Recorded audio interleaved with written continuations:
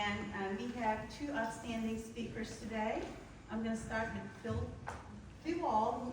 By the way, neither of them requires any introductions. We know both of you very well. But I'm going to share a little bit about Phil's biography because you'll be impressed. I feel like he was our best kept secret. I mean, we had someone talented, author, internationally known, doing great work right in our backyard. So it's been wonderful to have him at this conference. So Phil is an international consultant who has worked on Bridges initiatives since 1997. He co-wrote Bridges Out of Poverty with Julie Payne and Terry Bressy Smith, and has authored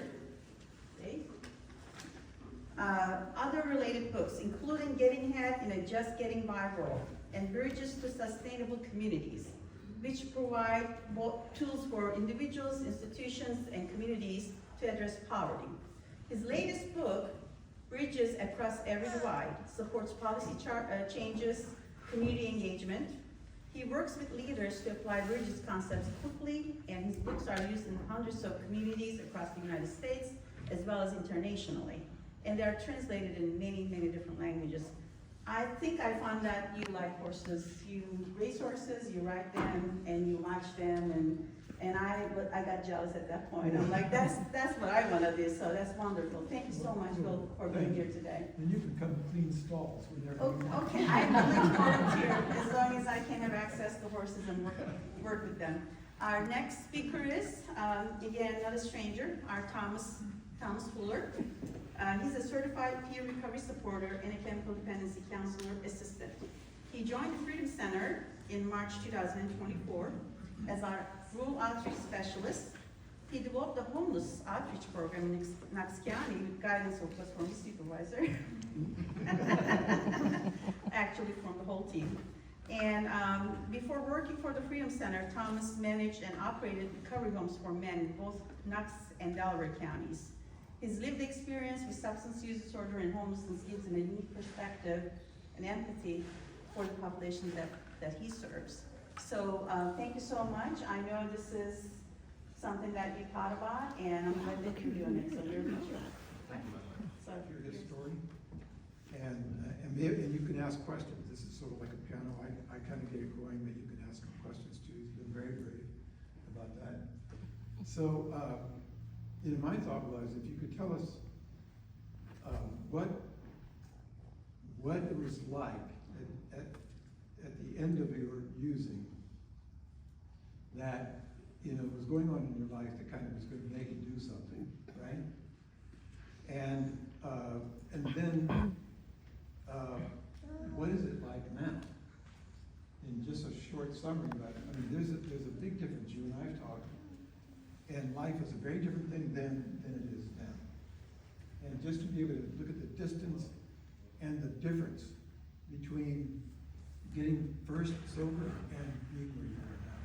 And I think maybe you can just talk a little bit about that and give us a sense of that, because then in the middle of that is how did you do it? And we'll get to that too. Okay, so I guess I'll start with, for me, addiction started when I was 15 years old. Really addiction. I started experimenting before that. And it started from 15 to 30, a 15-year-long just mistake, basically. Just a series of bad decisions over and over and over again. And I would say it was kind of an on and off relationship, but it was never off more than like a couple weeks. And I just couldn't sustain sobriety. But in the 14th year, I had an apartment, I had a car, I had a full-time job, and I started to get a little bit deeper into my relationship with a certain substance that will go unnamed. And within 6 months, I'd lost everything. I lost my job. I had lost a second job in that 6-month time. I scrapped my car for like $200 because the brakes, did new brakes. Instead of buying new brakes, I just said, I'll need that $200. It's better to get high than to drive, right? And so yeah, I lost everything, and I spent the next 6 months just kind of being homeless and just couch surfing and going from apartment to apartment, getting kicked out, you know, wearing out my welcome very quickly. And eventually was finally arrested and ended up being incarcerated for about 6 months. Or I'm sorry, for about 10 months. And so that was my rock bottom, was the night that I got arrested. I was actually on my way back to my apartment. Well, it wasn't my apartment, but it's staying on someone's couch. And I was planning on taking the rest of what I had left and just kind of seeing what'll happen. I've done small amounts of this for the last few weeks. I fall asleep right away. I nod out. Let's see what happens if I just do all of it. That was my thinking at the time. And I was really, really lucky to get arrested because I wouldn't be here if I wasn't. And so that was my bottom. And where I'm at today is I have 6 years of sobriety. I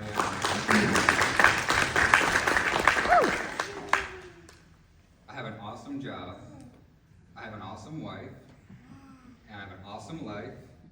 We have reliable transportation. We own our vehicles. We're not in debt. We're not, you know, paycheck to paycheck. We're not really struggling. Life is a struggle, but we're not struggling. And we're about to buy a home. And so from that moment of just being completely destitute, having absolutely nothing, you know, I had a couple little things that mean nothing now that I thought were important, like a knife collection or something like that. You know? But to just have everything that I have now, a relationship with my children, a relationship with my parents, a relationship with my community even, that, you know, because this was all in Mount Vernon, and I thought I knew everyone. Everyone gets high, and I don't know anybody from my past life in this room, so I didn't really know anyone. So just from then to now, that's the gap that you wanted to fill in. So fill. So what kind of questions do you have for it? You must be wondering about his life and how this all took place, the transformation in him, his thinking. What kind of questions do you have?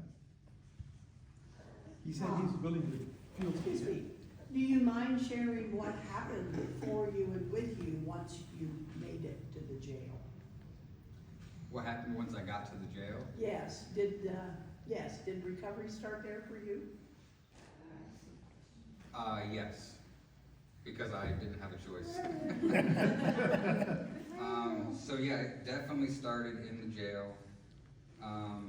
Well, just maybe go back 1 week before the kind of like suicidal kind of thoughts. Not really suicidal, but more like, whatever, I'm just gonna do what I got, we'll see what happens. So like maybe about a week before that, I remember coming into some stuff that I thought was gonna make me happy, you know. I was like, I finally got this, and I've got some money, and this is what it's all about. That's what I thought it was gonna be like. And I just remember not being happy at all. And so I think at that time I was like, I'm done with this. I've been doing this for 15 years. I've got nothing to show for it.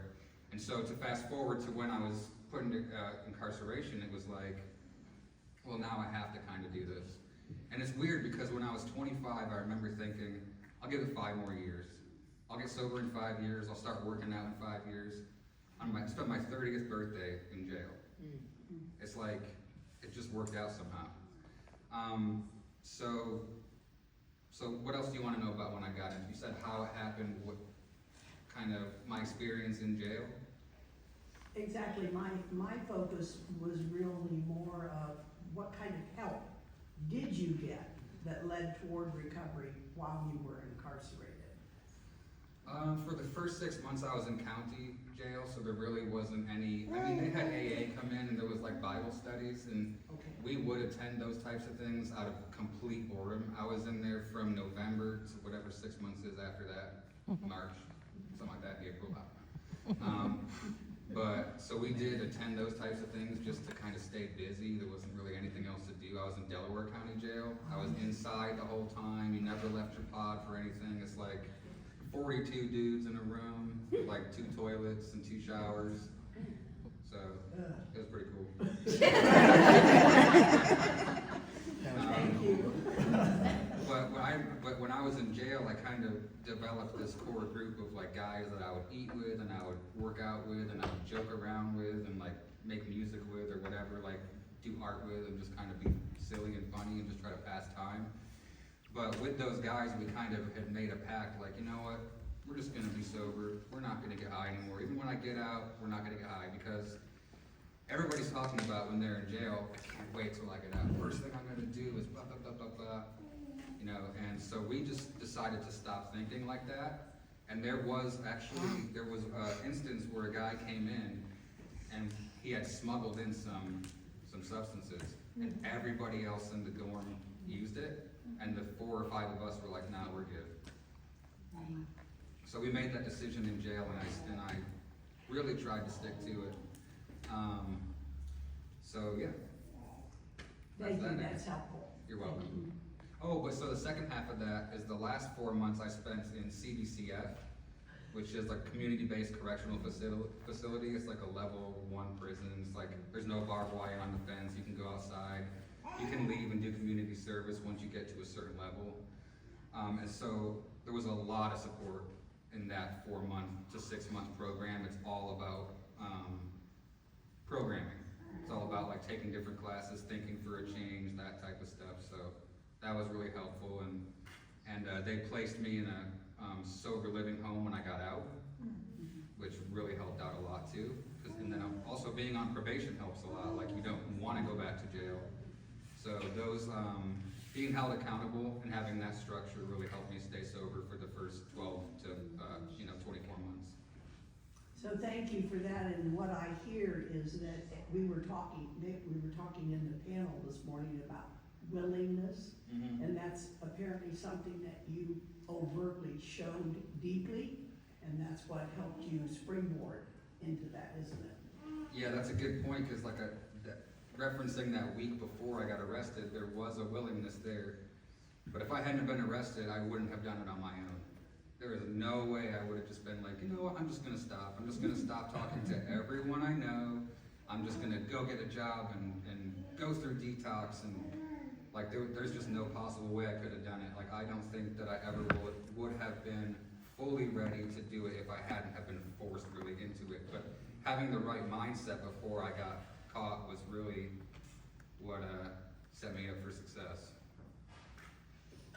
So, how important was sober living after you left CBCF? Because I know a lot of times when people are put back in the same environment from which they developed the problem, that when they get, even if they've gone through all the supportive counseling or whatever class you did, they go back to that environment, it's not too long before they relapse. Right, well I got really, really lucky that all of the dirty business I was doing was in Mount Vernon, but I got arrested in Delaware County, in Westerville. So when so I spent all my jail time in Delaware with people I didn't know, and then I got released to Delaware and with a bunch of people I didn't know. And so that was lucky for me because I wasn't released back into that same environment. So you would say that sober living for you was instrumental in allowing you to continue your recovery? Yes, sober living and just having like oversight, like probation, basically.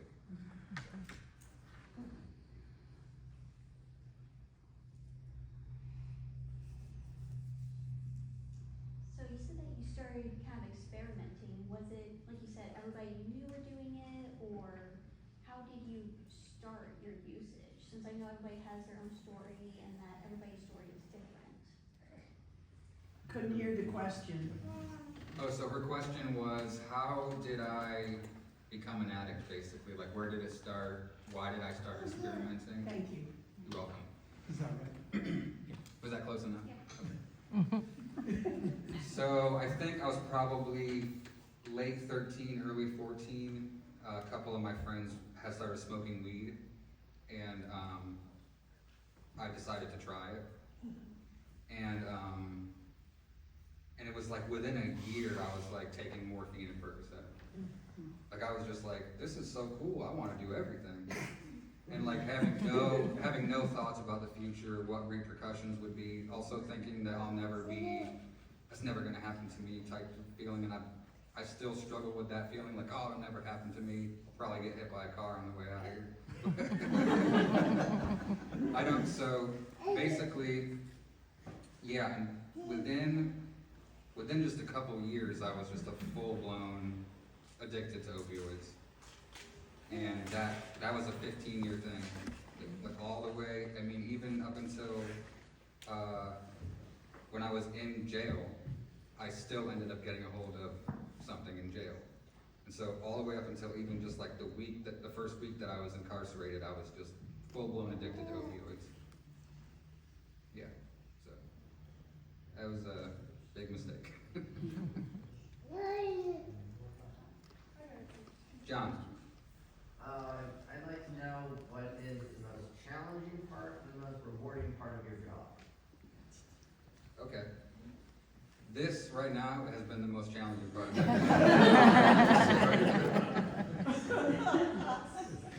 the most challenging part of my job really is,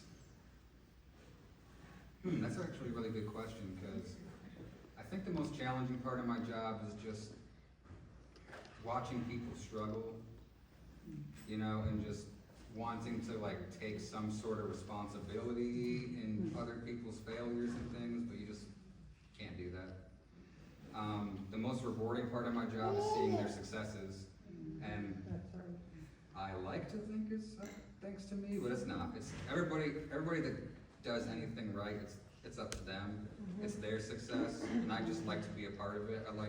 Mostly what I do is help people get housing and connect people to other resources, but watching someone go from living in the woods and having frostbite on their toes to moving into an apartment is so cool. And then like a year later, talking to the landlord and being like, I'm so glad he's here, he's doing great. Like, that's insane. Like, it's really cool. I like that part a lot. But yeah, so that answers your question, John. What made you want to do this line of work? What made me want to do this line of work? Mm-hmm.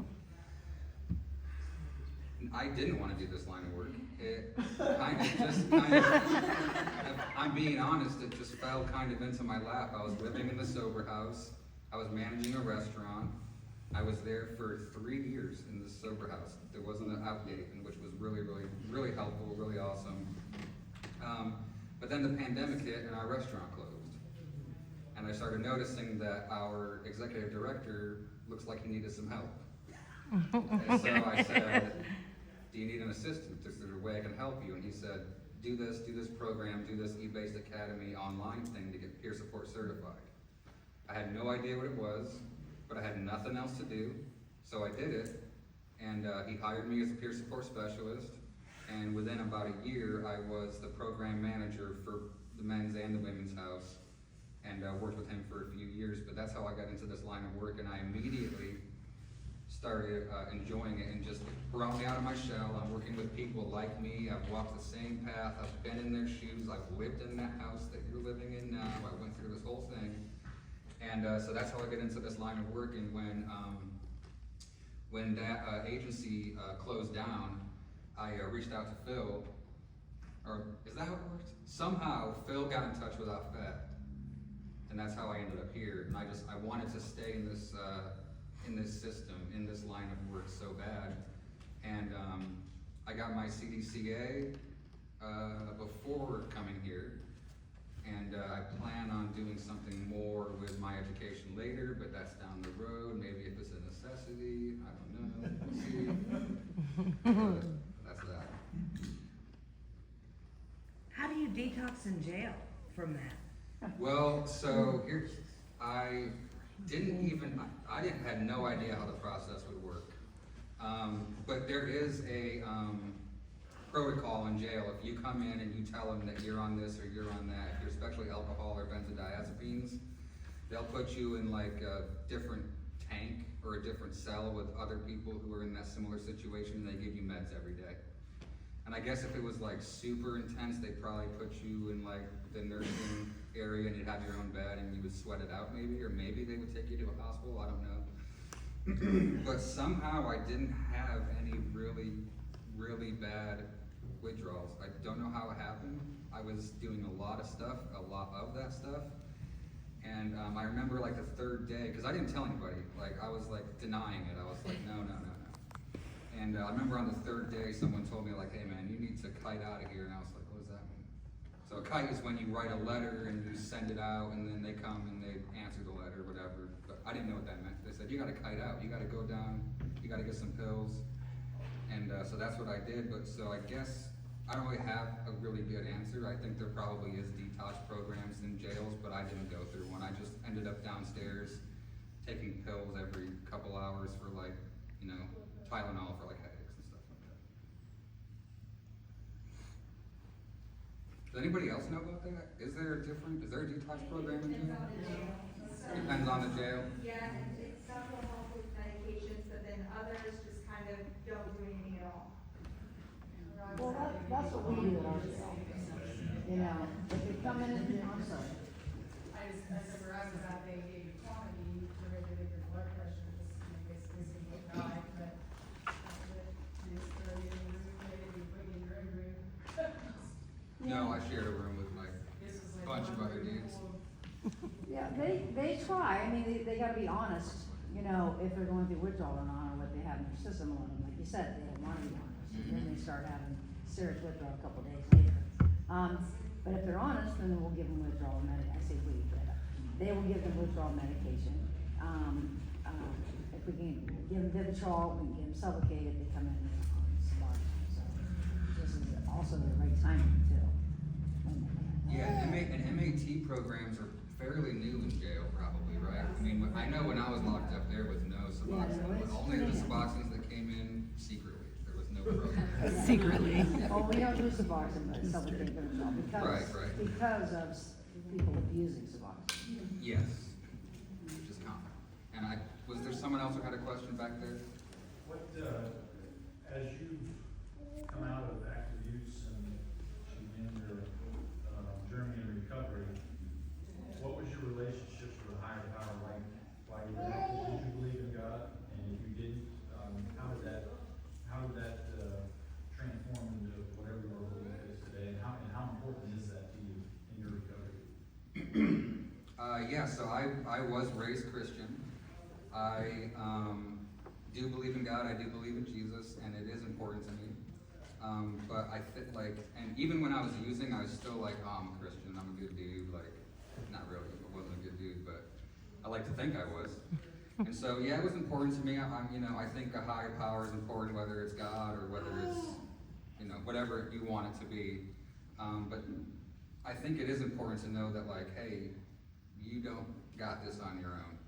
Like, you need to at least be like, oh, you gotta give that up. You gotta give away that power to someone else and let someone else or something or someone have power over you. To kind of help you and guide you. Like, I don't pray all the time. I'm not super Christian. I don't go to church. It's just not for me. But I do believe in God and I do pray. And even if it's not, just praying in general, especially just being grateful, saying the gratitudes, just thanking something or someone for all of the things that you have now is just so important. If I'm ever down or if I'm ever stressed, it's just like, hey, I've got this going on, I got this going on, I got this going on. Like, life isn't that bad, life isn't that hard. So that really helps me. Did you have a spiritual awakening? And what was it like? This is getting too deep. I like hearing people's spiritual awakening because I don't know how it feels. It feels great. That's the wake up call for a lot of people.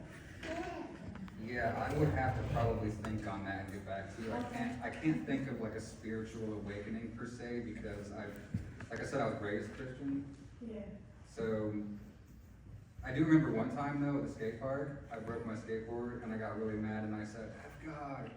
And then I fell and hurt myself really bad, so I was like, yeah, God's real. That might have been my awakening.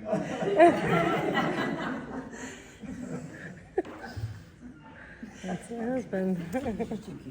Is everybody hungry? It's noon. If anybody else has anything else they want to ask, or if Phil has anything else he wants to say? You're good? I got one Okay. question. Yes. I'll take that with So, with your, addiction, I said it started with a year of doing like the morphine and Percocet and things. Yeah. How was that accessible to you? Was it getting on the street, your parents' cabinet, or were you prescribed? Where did the access come? So a little bit of both, a little bit of everything. The guy that we were buying weed from had multiple sclerosis and he had a prescription for morphine and Percocet. And he asked us to try to sell them for him. And so we were like trying to sell weed in high school, and then I would just like take morphine and be like, oh. But, and then also I had like a very, very minor surgery when I was like 16, and they gave me Vicodin for a prescription. And another friend of mine was like, you know, you can crush those and sniff those, right? Anyways, the point is, a little bit of prescription, a little bit of like street access, and so then it was just like, became super, super destructive habit that I just continued to do for 15 years. Where's the access, you know, especially for as parents, you know, because I think a lot of us are similar happenings. Yeah, definitely. I think luckily there's been a lot of legislation change in how prescriptions are written and how drugs like that are prescribed to people. So when I was doing it, it was a lot easier to get, and now it's a lot more difficult to get, and it's more dangerous to try to get, because now if you're getting something you think on the street is Vicodin, it's probably got fentanyl in it, and you probably there's a potential for overdose. So I was lucky to get out of it when I did. Not everybody else is so lucky. Thank you. You're welcome. But I just wanted to say in closing that, you know, it's never too late to make the change. Reality is here for when you want to come back to it, if anybody out there is struggling, and my wife needs some help. But yeah, so it's never too late. It's not too late to apologize, despite what that one singer said. And so just thank you for being here today. I really appreciate everybody. Thanks for being patient with me and Bill. And let's have some lunch and just forget that this ever happened.